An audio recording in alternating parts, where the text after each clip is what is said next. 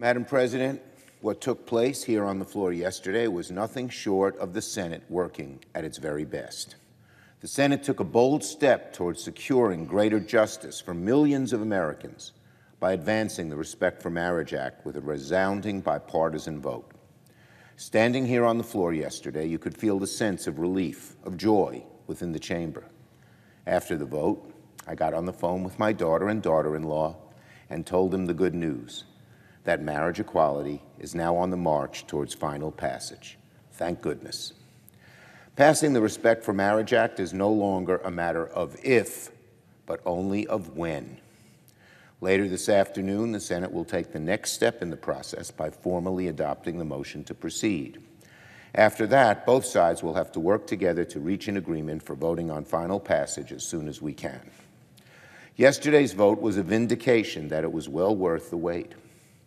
While nothing was inevitable about the result, I never lost faith that deep down, enough of our colleagues would understand how important it was to get this bill done. I'm glad that that faith has now been justified. While some may want to delay passage, delay this process, make no mistake, there's no stopping this bill from final passage. As I said a moment ago, the question of passage is not about if, but when. I hope my Republican colleagues will work with us to move forward with this bill sooner rather than later. I want to thank my colleagues on both sides of the aisle who spearheaded this legislation. Senators Sinema, Baldwin, Collins, Portman, and Tillis. They did terrific work. We wouldn't be here without them.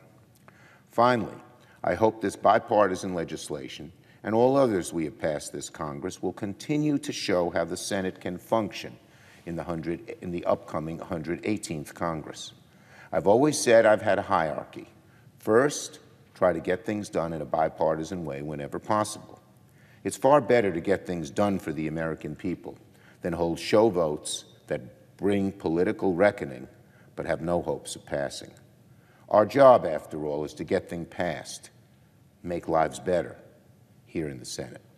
And when the new Congress begins next year, that will continue to be my guiding star and #1 focus. Now, on MAGA.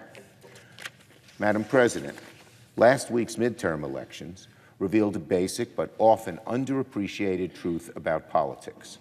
When elected leaders prioritize getting things done, and when candidates can run on accomplishments, the American people respond positively. That shouldn't be some remarkable insight, but unfortunately, too many seem to forget it.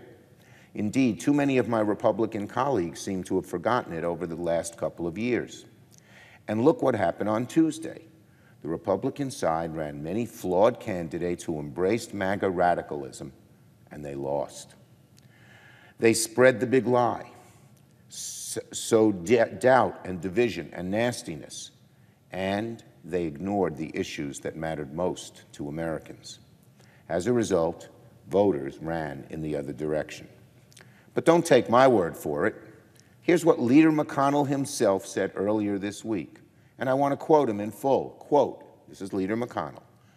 "We underperformed among independents and moderates because their impression of many of the people in our party and leadership roles is that they're engulfed in chaos, negativity, and excess attacks, and it frightened independent and moderate Republican voters." Listen to that part again. It frightened independent and moderate Republican voters. That's exactly what I've been saying, Madam President. MAGA Republicans did, in fact, scare a lot of Americans who might otherwise give the GOP a closer look. All that talk about stolen elections, threatening poll workers, it frightened people.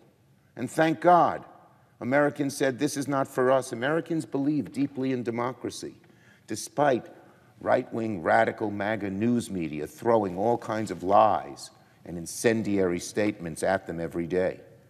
The roots of democracy are deep and a shield against that kind of activity. Now, Republicans have a choice to make when the 118th Congress begins next year. If they continue embracing the MAGA approach of chaos and gridlock and division, they're going to keep losing. I earnestly hope that Republicans realize it's better for them, and of course for the country, to cure themselves of this MAGA sickness as quickly as they can.